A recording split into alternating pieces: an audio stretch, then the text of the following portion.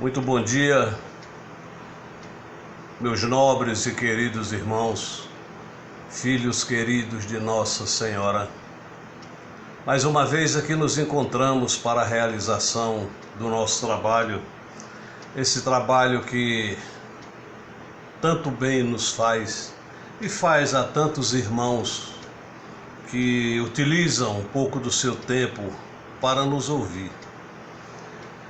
Eu peço aos companheiros sempre, primeiramente peço à Nossa Mãe Santíssima, agradeço a ela a oportunidade que ela me concede de podermos divulgar esses conhecimentos. Que Nossa Senhora nos abençoe e abençoe a todos vós. Eu peço aos companheiros que a ajuda no sentido de divulgar esses vídeos. Inscrevam-se no canal para que toda vez que sejam publicados vídeos possam chegar até os companheiros, nossos irmãos. Eu agradeço a cada um de vós. O nosso tema de hoje é um vídeo que tem o número 85 da nossa série e tem como título O Martelo das Bruxas. São 4 capítulos, já foi divulgado um, este é a segunda parte. Foi publicado na Revista Internacional de Espiritismo, agosto de 1982, casa editora O Clarim, tendo como autor Silvio Ourique Fragoso, páginas 207, 208, 209 e 210, de Matão, São Paulo. E ele inicia assim, abre aspas: bem se pode avaliar a condição da medicina na Idade Média. Quem era muito rico podia contratar médicos árabes ou judeus, mas a grande massa da população só podia contar com a aspersão de água benta nas igrejas e com palavras de consolo. As mulheres, então, jamais poderiam consultar um médico, deixar-se examinar por um homem, contar-lhes os seus males. Assim, para o povo em geral e principalmente para as mulheres, o único recurso era valer-se das feiticeiras, isto é, de mulheres que conheciam empiricamente o valor de certas ervas medicinais ou que eram capazes de realizar um parto. A importância dessas bruxas para a sociedade estava no fato de serem elas conhecidas e aceitas e de serem chamadas em caso de doença. As feiticeiras eram, portanto, um misto de terapeuta, de confidente, de sacerdote, enfim, de boa vizinha. Por isso eram chamadas de boas senhoras ou de bela dona, nome que passou depois a um dos seus remédios, o qual ainda hoje é usado por alguns bruxos modernos de formação acadêmica. Havia também, é claro, a feiticeira má, que era temida e procurada apenas quando se queria prejudicar alguém, mas as boas senhoras não eram consideradas pelo povo como tendo qualquer ligação com o demônio. Esta ideia foi difundida e defendida pela Igreja. Assim, enquanto os reis, o clero e os homens de fortuna contavam com recursos médicos, muitos dos quais pouco diferiam das artes das feiticeiras, o povo só podia valer-se das curandeiras. Como estas eram também pessoas pobres, sua existência não ameaçava o poder social das classes dominantes. A tal nível chegou o conhecimento farmacológico das bruxas que em 1527 Paracelso tido como um grande médico da época, teve a coragem de declarar que havia aprendido com as feiticeiras tudo o que sabia. Mas pelos seus métodos e por sua crescente popularidade, a feiticeira começou a se constituir em uma ameaça para a igreja. Segundo Michelet, o empirismo da feitiçaria foi visto como uma revolta contra a autoridade da igreja, e isto porque a bruxaria, tal qual a medicina, também não bem vista pelo clero, era uma rebelião contra a doença, ou seja, contra uma determinação de Deus. A magia era uma tentativa de se obter por meios humanos o que só poderia ser atingido por desígnio divino. Se as feiticeiras obtinham sucesso, ele teria que ser decorrente de uma vontade outra que não a de Deus, e essa vontade só poderia provir de Satanás.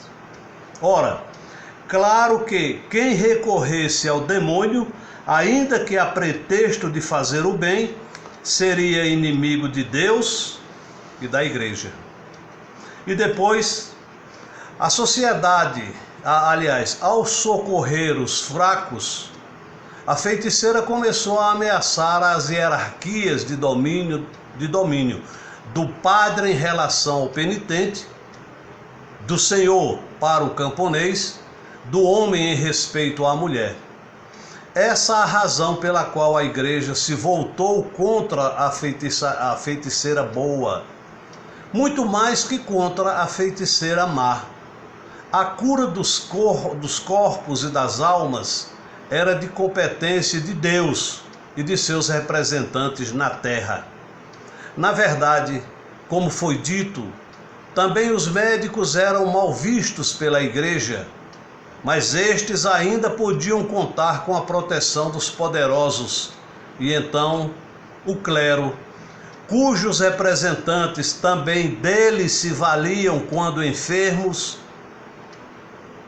decidiram que os médicos poderiam exercer seu ofício desde que, com o competente conselho eclesiástico. Foi o que ficou estabelecido pelo concílio de Latrão no século XIII, numa tentativa de se harmonizar os próprios interesses de domínio com a eventual necessidade de socorro. O caçador de bruxas. A ideia de que a feiticeira boa era mais perigosa que a má pode ser entendida pelas palavras de William Perkins, famoso caçador de bruxas da Inglaterra, que assim escreveu, abre aspas, seria 1000 vezes melhor para o país se todas as feiticeiras, principalmente a feiticeira terapêutica, morressem. Usualmente os homens odeiam a feiticeira maléfica, ao mesmo tempo correm para outra quando estão necessitando. Portanto, a morte é a parte justa e merecida da boa feiticeira. Mas essa distinção entre feiticeiras boas e más não deveria perdurar. Para que todos colaborassem na caça às bruxas, era preciso que as pessoas acreditassem que todas eram más e, portanto, perigosas. Não obstante a divulgação desse critério já no século XIII, em 1563, promulgou-se uma lei que reafirmava a inexistência daquela separação e prescrevia a morte para todas as feiticeiras e também para aqueles que as consultassem.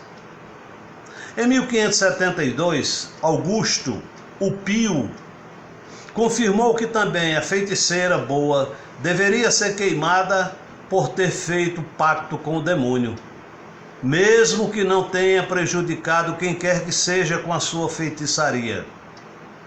Seguindo essa linha de raciocínio, Jean Baudin escreveria em 1580 que para punir os crimes mais horríveis que a mente humana pode imaginar, deve-se punir as feiticeiras com o máximo rigor.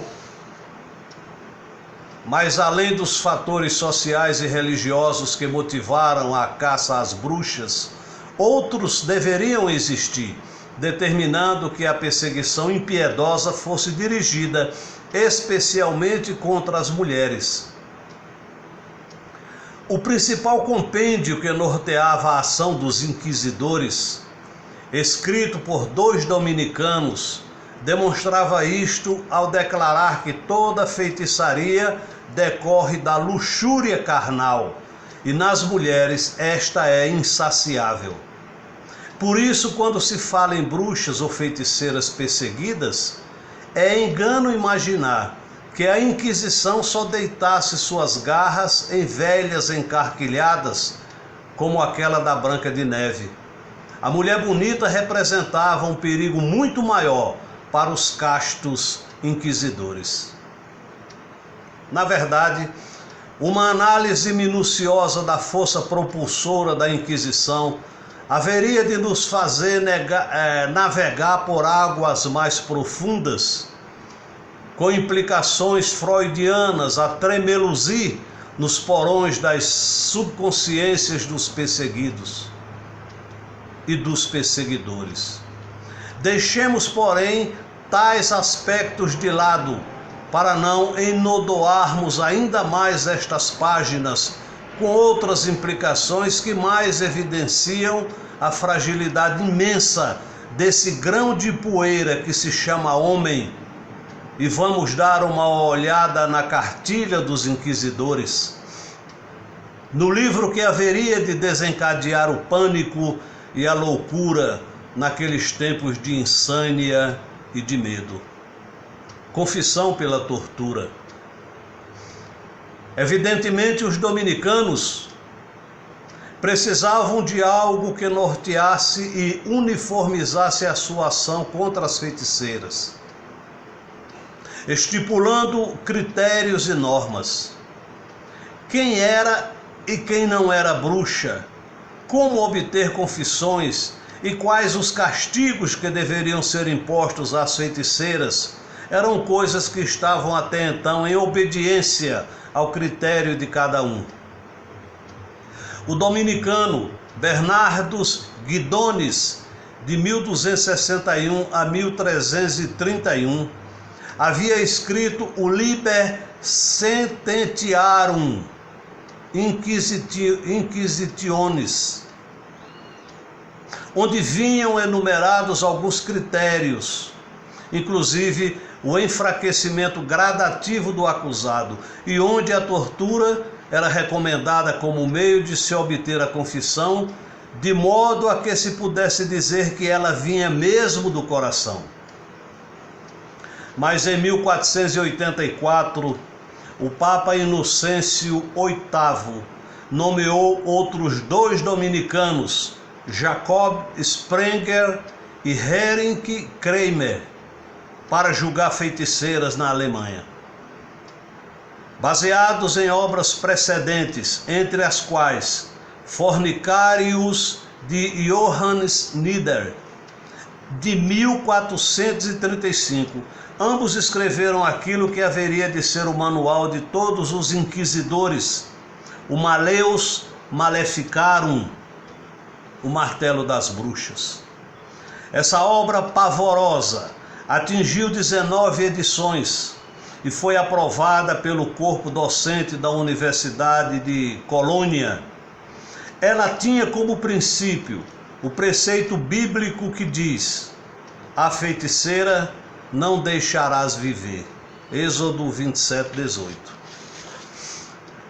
Para se ter uma ideia do teor desse livro, basta ler-se seu início, onde vem declarado isto: a crença na existência de alguns seres chamados bruxas é uma parte tão essencial da fé católica que sustentar teimosamente a opinião contrária tem um claro odor de heresia. Em apoio a isto, um doutor da Sorbonne escreveria, já agora em 1609, que o sabate das bruxas era um fato objetivo, descrito apenas pelos que eram bons da cabeça. Com o surgimento do Maleus, estabeleceu-se de uma vez um clima de loucura e pânico. Ninguém mais se sentia seguro, de tal forma que uma maneira de se defender, ao menos temporariamente, era acusar alguém de bruxaria. Como os acusados sofriam torturas até que confessassem seus próprios crimes, eram também torturados para que denunciassem outras pessoas e assim, para livrarem-se rapidamente das sevícias, mesmo sabendo que depois viria a condenação à morte, os prisioneiros denunciavam vizinhos, parentes, amigos e conhecidos. Nenhum acusado tinha direito de saber quem o acusara, e assim até mesmo alguns religiosos viram-se envolvidos com os tribunais do Santo Ofício. Em 1498, o bispo de Calahorra foi surpreendido com a acusação de heresia. Inácio de Loyola, fundador da Companhia de Jesus, foi preso por 2 vezes, e Santa Teresa de Jesus também foi considerada suspeita. Na verdade, acusar alguém, principalmente parentes, equivalia a gozar de certas regalias, ainda que o acusador também fosse suspeito. Qualquer pessoa podia depor contra o acusado, mesmo mulheres, escravos ou crianças, até mesmo um herético. Segundo as normas da época, as provas de um herético não poderiam ser recebidas em um tribunal, mas fazia-se, no caso, uma exceção a favor da fé, e as provas eram aceitas desde que fossem contra outro herético. Contrariando o princípio de que todo acusado é inocente até prova em contrário, para os tribunais da Inquisição, todo acusado era tido como culpado, pois do contrário não seria acusado. E cada um que tratasse da própria defesa, que a ninguém era lícito constituir advogado. E depois, quem se atrevesse a defender um suspeito estaria se opondo à justiça dos inquisidores, o que seria igualmente uma prova de heresia. Os acusados podiam ficar meses num calabouço infecto, totalmente às escuras, sem notícias de seus familiares e nem estes deles. Não podiam conversar nem com outros prisioneiros, pois além de proibido, isso era perigoso. É que os inquisidores às vezes mandavam espiões para os calabouços, na esperança de que alguém fosse surpreendido a falar mal de seus juízes, e se isso ocorresse, seria levado na devida conta na hora do julgamento. A fogueira como fim. A única saída para um acusado era reconhecer logo tudo aquilo de que era acusado e aceitar qualquer castigo que lhe fosse imposto como penitência. Os protestos de inocência caracterizariam o acusado como um herético impenitente e teimoso, cujo fim era a fogueira. Mas o problema era que, assim como o prisioneiro não podia saber quem o acusara, também não podia saber de que o acusavam. Por isso, quando após muito tempo de prisão, o acusado era trazido à presença do tribunal e lhe perguntavam o que tinha a declarar, geralmente não fazia ideia do que responder. Então, em alguns tribunais, costumava-se apresentar ao réu uma lista onde, entre as acusações de que era alvo, vinham outras gravíssimas que os inquisidores inventavam. Se a pessoa protestava defendendo-se destas mais graves, partia-se do princípio de que eram verdadeiras as acusações sobre as quais silenciara. Um inferno. As maneiras de se identificar uma bruxa eram muitas. Fora as denúncias espontâneas e as obtidas sob tortura, qualquer coisa servia como pretexto. Um ataque histérico ou epiléptico era prova de possessão demoníaca. Ser canhoto equivalia a ter feito pacto com o demônio. Não comer carne de cabra também. E ainda não ir às missas, mostrar-se inquieto, apresentar tiques nervosos, adoecer subitamente.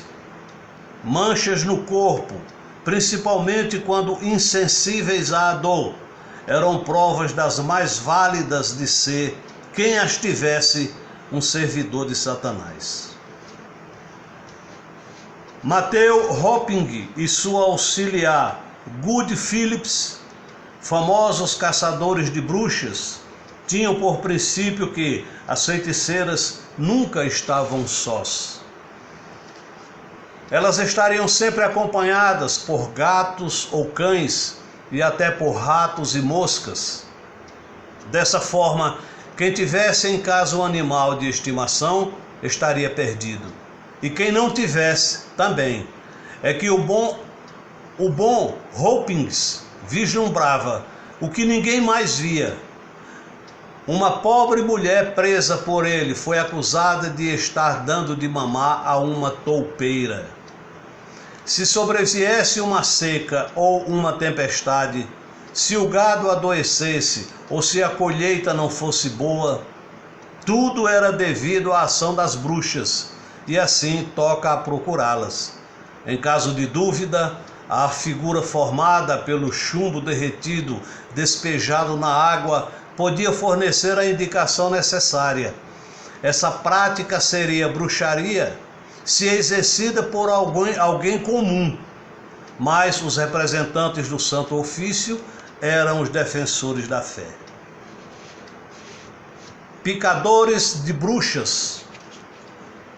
As marcas no corpo era o que os inquisidores primeiro procuravam.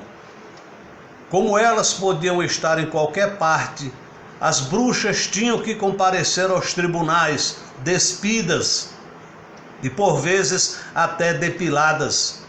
Achada a marca local, era picado com estilete. Se não doesse ou não sangrasse, estava comprovada a bruxaria. Mas como poderia haver algumas privilegiadas, cujo corpo fosse isento de quaisquer mínimos sinais ou manchas, os argutos inquisidores não tardaram a imaginar que o diabo podia deixar marcas invisíveis, que não doíam nem sangravam. Então o jeito era picar todo o corpo da acusada à procura de tal ponto. Na verdade, a Inquisição deu aso ao nascimento de duas novas profissões, a dos caçadores e a dos picadores de bruxas, esta última quase sempre exercida por médicos. Não obstante, porém, a pertinácia em achar tal ponto insensível e que não sangrasse, o mais comum era que as bruxas continuassem sangrando e gritando a cada nova espetadela. Por isso foi inventado um tipo especial de estilete, em tudo igual aos outros, mas de lâmina retrátil. Que dava a ilusão perfeita de penetrar as carnes. Aí, é claro, não haveria nem dor nem sangue, e o processo estava encerrado com a condenação à morte de mais uma pessoa. Havia então 3 métodos para se provar a culpa de alguém: a confissão, que podia ser obtida sob tortura, o exame das marcas e a prova d'água, também chamado de banho das bruxas. A confissão era o ideal dos inquisidores. Segundo Maleus Maleficarum, A justiça comum exige que uma feiticeira não seja condenada à morte, a não ser que seja declarada culpada por sua confissão. Por isso os perseguidores usavam de tanto empenho em obter o reconhecimento da culpa, aprimorando para tal os métodos de tortura. Com Michel Chaldron, por exemplo, que protestava a inocência, usaram o sistema das picadas, mas doeu e sangrou. Então ela foi torturada até que confessasse. Após as torturas, ainda acharam uma pequena marca em sua perna. Foi para a fogueira. Segundo Spee, o resultado era o mesmo quando a acusada confessava ou não. Se confessasse, era executada. Caso contrário, a tortura era repetida, até que se declarasse culpada. E então morria igualmente. Mas se num caso extremo, a acusada permanecesse em silêncio, não obstante todas as torturas, o Malleus recomendava que ela fosse levada para outro local, onde deveria ser bem tratada e bem alimentada. Lá ela deveria conversar com pessoas sobre outros assuntos e depois de conquistada a sua confiança, deveria ser aconselhada a confessar a verdade, pois que o juiz seria zeloso, bondoso. Então o juiz reapareceria e perante a acusada faria a promessa de que seria clemente, mas com a restrição mental de que seria clemente para consigo mesmo e para com o Estado. É que, segundo aquela obra, tudo o que é feito pela segurança do Estado é clemência. Nós ficamos por aqui, meus amigos, na certeza de ter dado uma visão geral daquele horrível tempo de crimes que ensopou a Europa e quase todo o mundo de sangue do ser humano. Eu agradeço a atenção de todos, peço desculpa pelo tempo, mas foi necessário. Não esqueçam, meus irmãos, nunca, nós somos luz, somos filhos da luz, e para essa mesma luz haveremos de retornar um dia. Que Nossa Senhora vos cubra de graças. Nosso Senhor Jesus Cristo vos abençoe. Graças a Deus. Que assim seja.